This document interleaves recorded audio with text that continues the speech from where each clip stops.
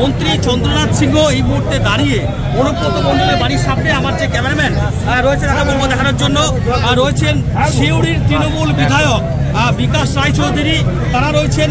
এবং অনুব্রত মণ্ডলের বাড়িতে প্রবেশের অনুমতি পেলেন না বোলপুরের বিধায়ক চন্দ্রনাথ সিনহা এবং সিউড়ির বিধায়ক বিকাশ রায়চৌধুরী। অনুব্রত মণ্ডল বাড়িতে প্রবেশ করার পরপরই একটি চাঞ্চল্যকর ঘটনা ঘটে গেল।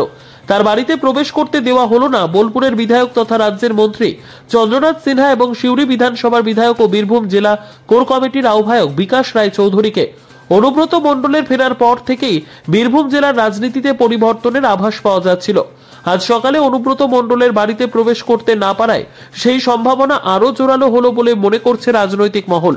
যদিও সাংবাদিকদের সামনে এই বিষয়ে কোনো মন্তব্য করতে চাননি মন্ত্রী চন্দ্রনাথ সিনহা। সকাল থেকেই অনুব্রত মণ্ডলের বাড়িতে আসার খবর পেয়ে চন্দ্রনাথ সিনহা এবং বিকাশ রায়চৌধুরী বাড়ির সামনে অপেক্ষা করছিলেন।